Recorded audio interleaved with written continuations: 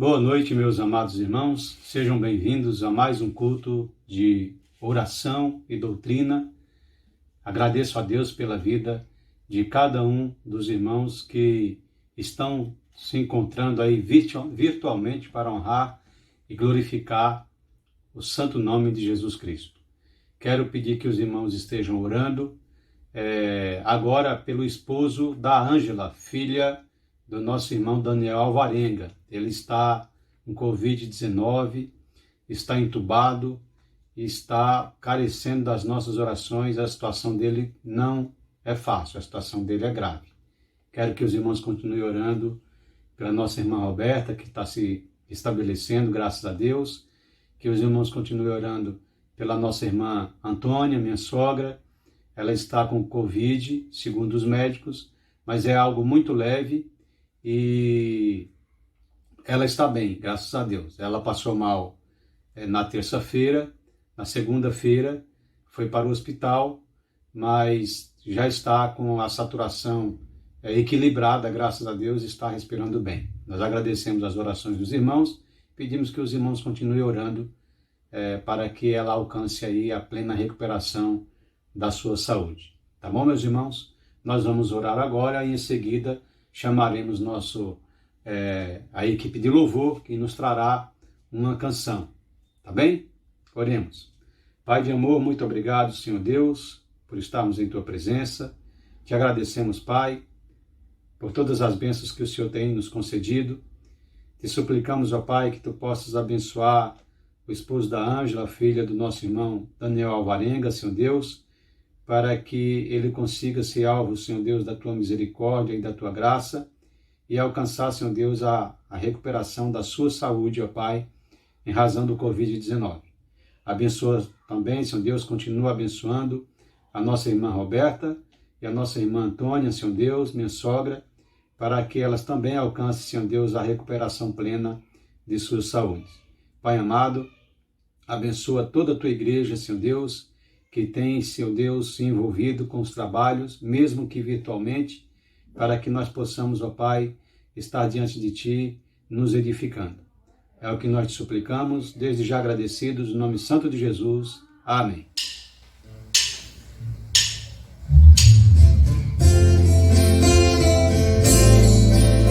Boa noite, meus irmãos. Mais uma vez nós estamos aqui para louvar o nome do nosso Deus. Nesse culto de oração, nós convidamos vocês para juntos aprendermos mais um pouco da palavra de Deus através dos estudos do nosso pastor Benjamin e também louvar o seu nome dele. E nessa noite nós vamos cantar aquele exaltado o Senhor. Deus está no trono.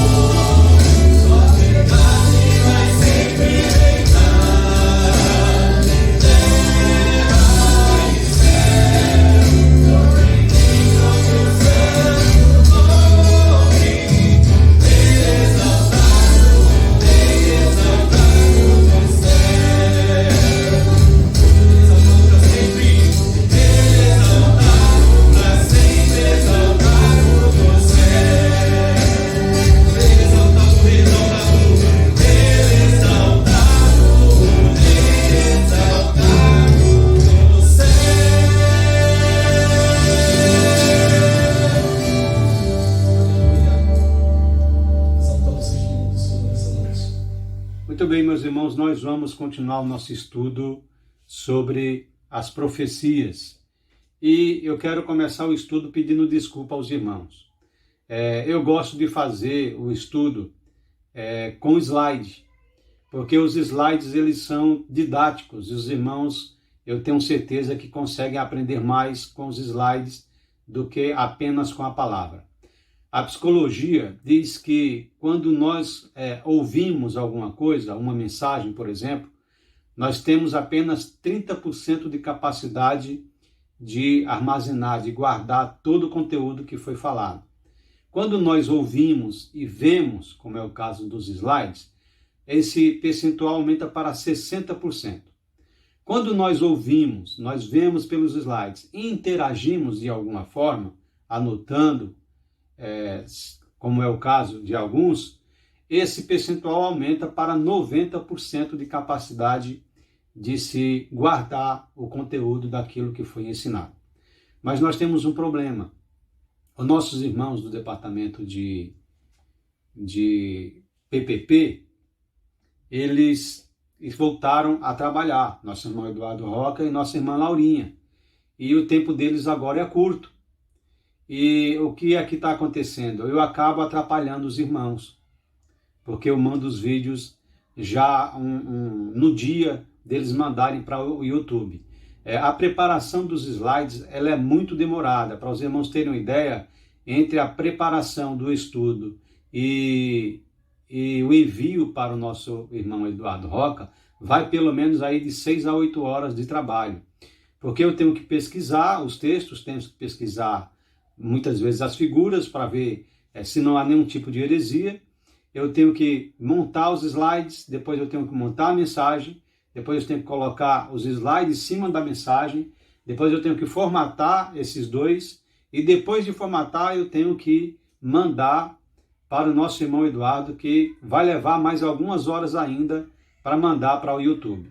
Então é bastante exaustivo e muitas vezes eles têm que correr muito para que o trabalho saia na hora certa.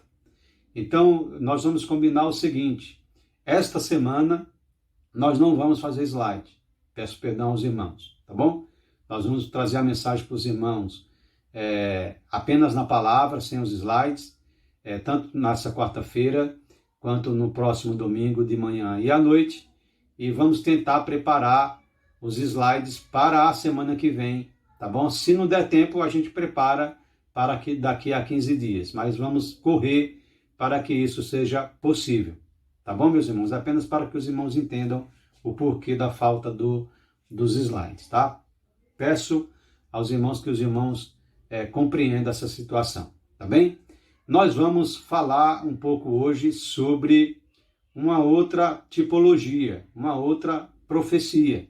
Os irmãos sabem que a tipologia é a correta compreensão de fatos que aconteceram no passado, mas que estão interligados com o presente e com o futuro. Isso é tipologia. Tipologia é um fato que aconteceu no passado, mas aponta para um momento futuro na história, como, por exemplo, o Cordeiro da Páscoa, que apontou para o Senhor Jesus. Eu trago hoje para os irmãos uma outra tipologia, que está no livro de Êxodo, no capítulo 25, a partir do versículo 10, que vai nos trazer a construção da Arca da Aliança.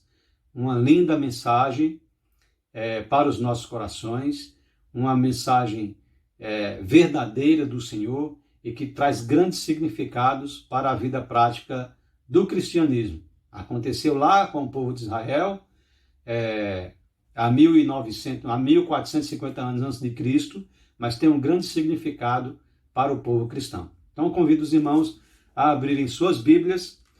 Eu vou ler aqui, os irmãos acompanham em suas Bíblias, Êxodo capítulo 25, a partir do versículo 10, que nos diz assim: Também farão uma arca de madeira de acácia, de 2 côvados e meio será o seu comprimento, de 1 côvado e meio a largura e de 1 côvado e meio a altura. De ouro puro a cobrirás, por dentro e por fora a cobrirás.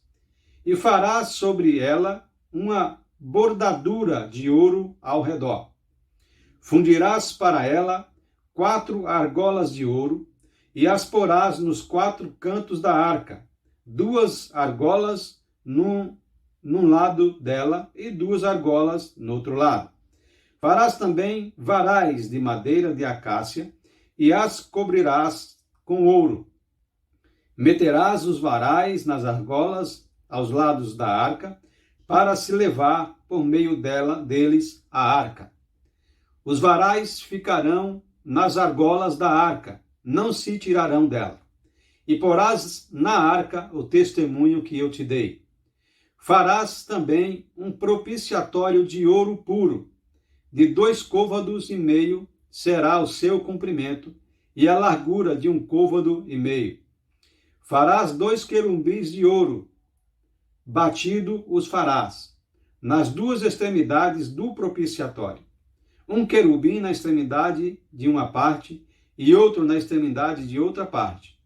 De uma só peça com o propiciatório, fareis os querubins nas 2 extremidades dele. Os querubins estenderão as suas asas por cima, cobrindo com elas o propiciatório. Estarão eles de faces voltadas um para a outra, olhando para o propiciatório. Porás o propiciatório em cima da arca, e dentro dela porás o testemunho que eu te darei. Ali virei a ti, e de cima do propiciatório, do meio dos 2 querubins que estão sobre a arca do testemunho, falarei contigo acerca de tudo que eu te ordenar para os filhos de Israel. Esta é a mensagem de hoje, a tipologia da Arca da Aliança, o que significa esse trabalho que Deus ordenou que Moisés fizesse. Antes de nós começarmos a falar sobre cada figura, eu quero trazer para os irmãos um problema, um pseudo-problema que, na verdade, para nós cristãos não é um problema, mas um pseudo-problema apontado por aqueles que reverenciam imagens, que se encontra no versículo 18, que diz assim: farás também um propiciatório de ouro puro, de 2 côvados, e meio será o seu comprimento e a largura no côvado e meio. Versículo 18. Farás 2 querubins de ouro batido os farás, nas 2 extremidades do propiciatório. Algumas pessoas que têm o hábito de venerar ou adorar imagem, utilizam esse versículo 18 com o fim de dizer que Deus permitiu a adoração de imagem, porque Deus ordenou que Moisés fizesse os querubins de ouro para ficar sobre a arca. Será que a palavra de Deus se contradiz? Isso se chama paradoxo. Paradoxo é uma contradição não aparente. É uma contradição da palavra de Deus. Mas a palavra de Deus, nós aprendemos que ela não se contradiz. A palavra de Deus jamais mente. A Bíblia não iria dizer que nós não podemos adorar imagens e mais tarde autorizar a fabricação de imagens. Quando nós observamos o livro de Êxodo que estamos lendo agora, voltamos um pouquinho para trás, no capítulo 20, nós vamos encontrar o primeiro mandamento do Senhor, quando ele diz assim para o povo de Israel: não terás outros deuses diante de mim, não farás para ti imagem de escultura, nem do que existe no céu, nem na terra, e nem embaixo da terra, e não te curvarás a elas. O que é que o Senhor Deus quis dizer com essas palavras de Êxodo capítulo 20?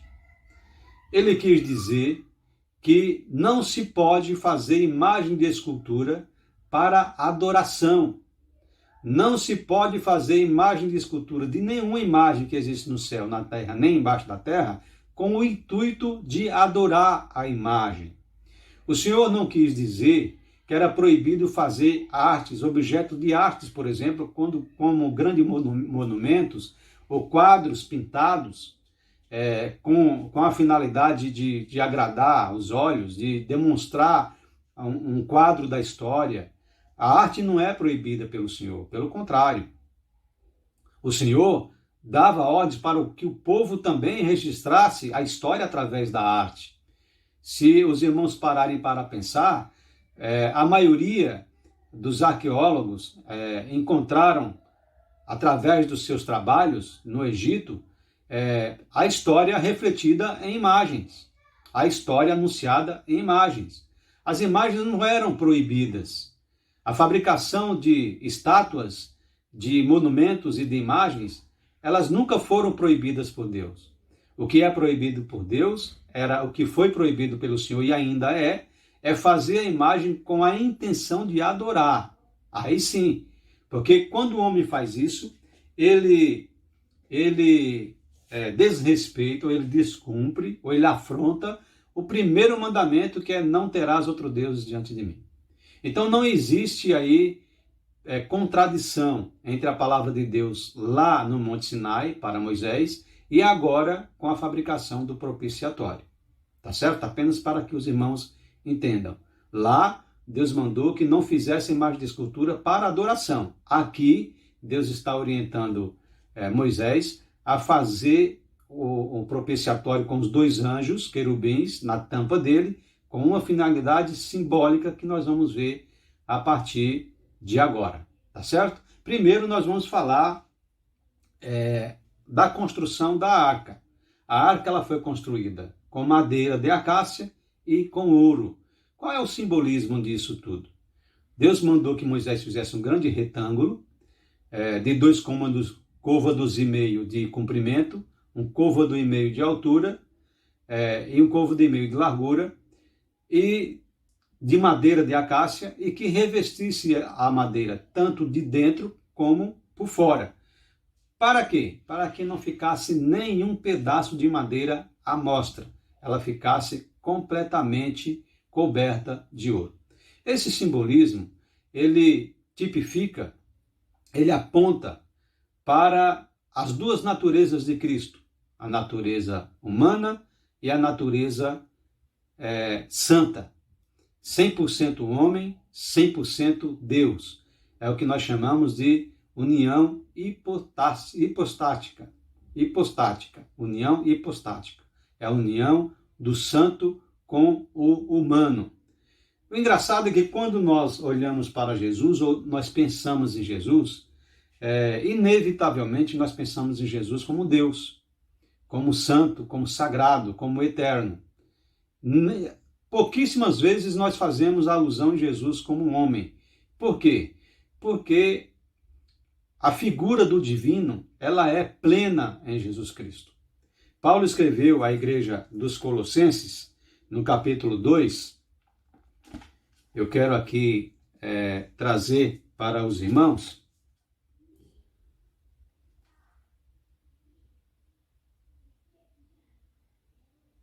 Colossenses, capítulo 2, versículo 9, Paulo diz assim: porquanto nele habita corporalmente toda a plenitude da divindade. Cara, que Paulo quis dizer, porque nele, em Jesus, habita corporalmente, ou seja, na carne humana, plenamente, ou na plenitude, toda a divindade. Paulo quis dizer, olha, apesar dele ser homem, ele era 100% Deus.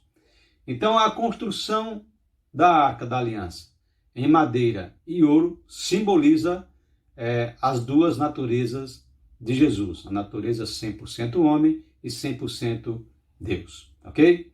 Vamos para frente. A tampa do propiciatório, ou, na verdade, o propiciatório, porque o propiciatório era a tampa, a arca era apenas a caixa, né? A tampa chamava-se propiciatório. O que quer dizer a palavra propiciatório? Quer dizer cobrir, proteger. Aqueles 2 querubins na Arca da Aliança simbolizava 3 coisas distintas. Primeiro, a justiça de Deus.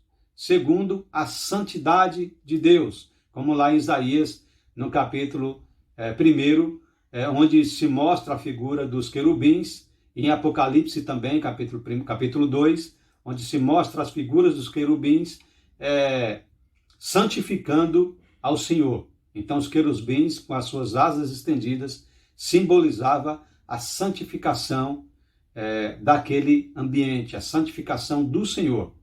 Em segundo lugar, simbolizava a justiça de Deus. Em terceiro lugar, simbolizava proteção. Mas proteção de quê? Dos 3 elementos que ficavam dentro da Arca da Aliança. Quais eram os elementos? O testemunho, as tábuas da lei, que simbolizavam a lei, né? O cumprimento de toda a lei entregue por Deus ao povo, portanto, simbolizava a vontade de Deus para a vida do povo. Tinha um vaso de ouro contendo maná, e o maná, nós já vimos há 2 semanas atrás, que apontava também para Jesus, significando que Jesus era o verdadeiro pão que desceu do céu, concedendo aí alimento para a vida eterna. E também continha o cajado de Arão que floresceu, que nós vamos ver daqui a algumas semanas, que significa a ressurreição de Jesus. Então, na verdade, aqueles 3 elementos, eles possuíam um grande significado. A vontade de Deus para as nossas vidas, o pão eterno, o pão que concede a vida eterna e a ressurreição. Os querubins sobre o propiciatório, na verdade, com o seu aspecto de proteção, eles estão aí indicando a garantia que Deus nos dá do cumprimento da sua palavra, que Deus nos dá do cumprimento da vida eterna em relação ao pão e do cumprimento da ressurreição em relação à vara de Arão que floresceu. Este é o significado dos 2 querubins sobre a Arca da Aliança. A Arca da Aliança, ela era tão importante e foi tão importante para Deus e para o povo que o tabernáculo foi construída por causa da Arca da Aliança. A Arca da Aliança ficava dentro da tenda da congregação, dentro do tabernáculo, no segundo lugar chamado Santo dos Santos, onde o sumo sacerdote apresentava-se para falar com Deus apenas uma vez por ano, para jogar ali sobre os anjos, sobre as asas dos anjos, o sangue para a expiação do pecado. Na verdade, sobre o altar, ele espirrava o sangue do animal para pagar o pecado do povo uma vez por ano. Mas os sacerdotes entravam no lugar chamado Santo, um lugar antes desse Santo dos Santos, para acender o incenso, tanto do altar, tanto da manhã, quanto na parte da tarde. Mas apenas uma vez por ano, o sumo sacerdote entrava para expergir o sangue, para a expiação do pecado do povo. E o autor do livro de Hebreus traz uma tipologia que ele chama de alegoria, bastante interessante para que os irmãos entendam essa tipologia, no capítulo 9, a partir do versículo 1 até o versículo 10, que eu vou ler para os irmãos. Ora, a primeira aliança também tinha preceitos de serviço sagrado, e o seu santuário terrestre, com efeito, foi preparado o tabernáculo, cuja parte anterior, onde estavam os candeeiros e a mesa e a exposição dos pães, se chama o santo lugar. Por trás do segundo véu se encontrava o tabernáculo, que se chama o Santo dos Santos, ao qual pertencia um altar de ouro para o incenso e a arca da aliança totalmente coberta de ouro, na qual estava uma urna de ouro contendo o maná, a vara de Arão que floresceu e as tábuas da aliança. E sobre ela os querubins de glória, que com a sua sombra cobriam o propiciatório. Essas coisas, todavia, não falaremos agora pormenorizadamente. Ora, depois de tudo isso, assim preparado, continuamente entraram no primeiro tabernáculo os sacerdotes para realizar os serviços sagrados. Mas no segundo, o sumo sacerdote, ele sozinho, uma vez por ano, não sem sangue, que oferece por si e pelos pecados da ignorância do povo, querendo com isto dar a entender o Espírito Santo que ainda o caminho do santo lugar não se manifestou, enquanto o primeiro tabernáculo continua erguido. É isto uma parábola, ou seja, uma tipologia para a época presente. E segundo esta, se oferecem assim dons como sacrifícios, embora estes, no tocante à consciência, sejam ineficazes para aperfeiçoar aquele que presta culto, e que não passam de ordenanças da carne, baseadas somente em comidas e bebidas e diversas abluções impostas até ao tempo oportuno do retorno. O que é que o autor de Hebreus está aqui nos ensinando?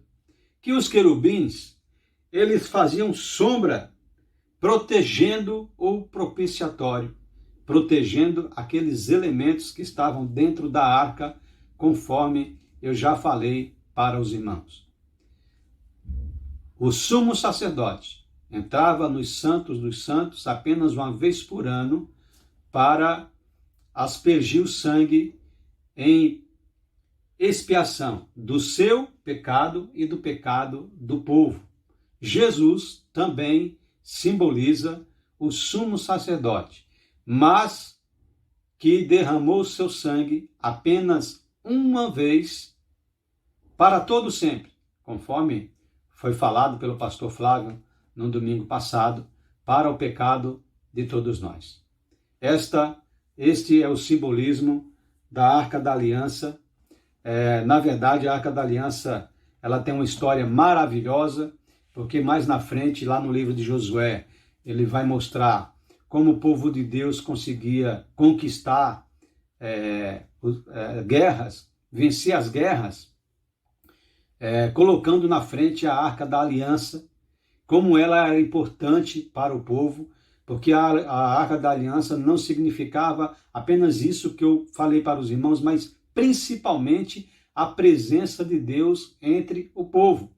Por isso que o Senhor disse aqui em Êxodo 25, que depois de feito isso, depois que Moisés fizesse o propiciatório e colocasse ele no Santo dos Santos, Deus viria ali falar com Moisés para dar instruções ao povo. A coluna de fogo à noite e a coluna de nuvem durante o dia, que nós já vimos em tipologias anteriores, elas ficavam no meio das asas dos querubins. Elas subiam, passavam do teto da tenda do tabernáculo para que todo o povo visse, mas ela saía exatamente daquele meio ali das asas dos querubins, significando, simbolizando a glória do Senhor entre o povo. Assim como a Arca da Aliança simbolizava a permanência de Deus entre nós, ela aponta para Jesus, simbolizando a permanência de Deus entre nós. Porque o Senhor Jesus disse em João que onde estiverem 2 ou 3 reunidos em seu nome, ali eu estarei. Que os irmãos tenham conseguido assimilar essa pequena explicação sobre essa tipologia, sobre essa profecia da Arca da Aliança, consiga entender aí o significado tanto da arca, quanto dos querubins, quanto dos elementos que ela compõe, e que nós possamos nos edificar para a honra e glória do Senhor. Amém? Que Deus nos abençoe. Vamos orar agora e em seguida a equipe de louvor tem a palavra. Pai de amor, muito obrigado, Senhor Deus, por esse momento que passamos diante de Ti. Nós te agradecemos, Senhor Deus, pela explanação da Tua palavra. Nos dá, Senhor Deus, uma semana de paz e nos abençoa para que logo no próximo domingo nós possamos dar continuidade agora com o estudo da carta do apóstolo Paulo à igreja de Colossos. Em nome de Jesus, amém. Uma correção antes de nós terminarmos, irmãos. Domingo que vem, nós vamos começar o estudo da carta de Paulo à igreja de Colossos. Eu disse aos irmãos, domingo passado, que era de Filipe, aos filipenses, mas não é aos colossenses, tá bom? Me perdoe pelo erro, tá bom, irmãos? Às vezes eu cometo erro também, peço perdão aí para os irmãos por isso, tá bom? É uma correção que eu estou fazendo. Um beijo no coração dos irmãos, que Deus nos abençoe.